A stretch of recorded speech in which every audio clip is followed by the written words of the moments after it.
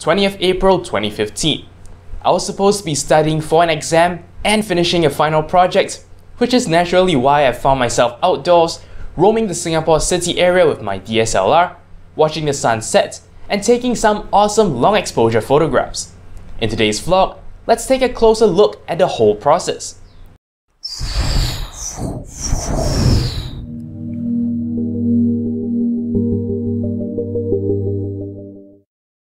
Hello and welcome back to another Random Wednesday episode.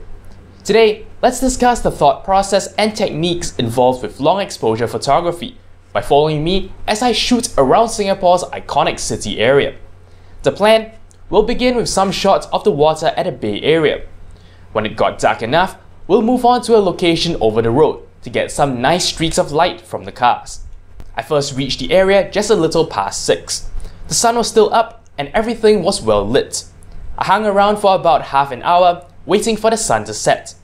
My first long exposure shot came in at around 6:50 PM, just when the light was getting nice and soft.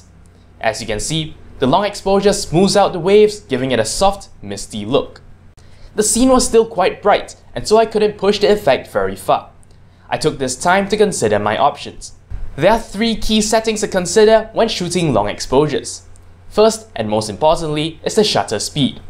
The whole point of long exposure photography is to have the shutter open for an extended period of time. To achieve this, we use a slow shutter speed of at least a second or longer. This allows light to be captured as streaks. However, with such a long exposure, the sensor on your camera is gathering a lot of light, which makes it very prone to overexposure. We compensate for this by decreasing the aperture size, which corresponds to increasing the f number. This constricts the opening in which light can enter, thus lowering brightness of the image. In addition, the ISO of the image, which refers to how much your camera amplifies the light it captures, can also be reduced. This is very similar to increasing the brightness of an already captured image in an application like Photoshop.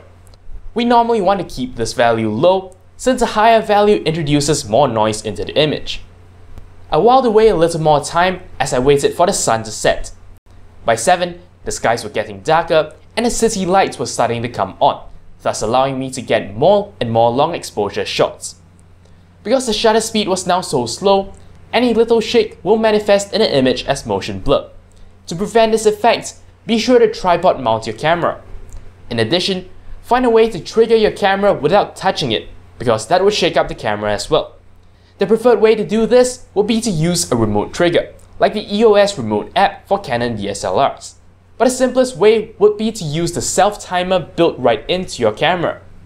Just 15 minutes later, the sky darkened enough for my exposures to go over 10 seconds, turning the water surface nice and glassy. As I zoomed in to get a tighter shot of the Malayan, I realized that my images came out with quite a bit of camera shake, despite being tripod mounted and remote triggered. It took me a while to realize that this was a side effect of the image stabilization feature of my lens. After switching it off, I was able to take a perfectly stable shot of the Malayan. As a general rule of thumb, the more zoomed in you are, the more apparent any camera shake would be. That's how I discovered that the stabilization feature was causing the additional blurring. In just another 15 minutes, night had completely fallen, easily allowing 30-second exposures without overexposure. I of course took the opportunity to take shot after shot of the cityscape in long exposure, including a long exposure panorama which had turned out far better than expected. By 8, I had exhausted what the area had to offer, but not the desire to continue snapping. So I popped through Marina Bay Sands and found myself on a bridge over a road, with the Singapore Flyer as the backdrop. The road wasn't quite as busy as I had hoped, but it was still good enough for me to take some really nice shots of the cars driving by and creating streaks with their head and tail lamps. I had also learned one thing in the process. Because we want to achieve the longest exposures possible, we try to darken the image whatever way we can, and sometimes we make the aperture really small. And while this does help, it creates a further side effect called diffraction. Just take a look at the edges of the street lamps in this image. You can see what is termed as an airy disc. This shot was taken at f22, which is far too much. The ideal situation would be to use a middle ground aperture between f8 and f11. In this context, to lower the exposure, you will need an ND filter. After taking shots on both sides of the street, I decided to call it a day at 8:40, bringing home about 100 pictures. I've already uploaded the best of the lot on my 500px account, which I will link to in the video description. Anyway, that's all there is for this episode. It was a great experience and I'm really happy with the shots I've gotten in just a few short hours. I've also got to experience firsthand several things I never really thought about, namely the issue with diffraction and the image stabilization.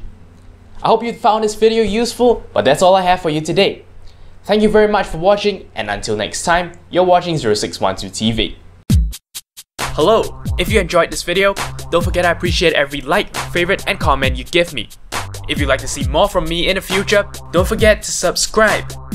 For more updates outside of YouTube, do follow my official Twitter account at 0612 TV. And if you'd like to see more of my work, you can also check out my About Me page.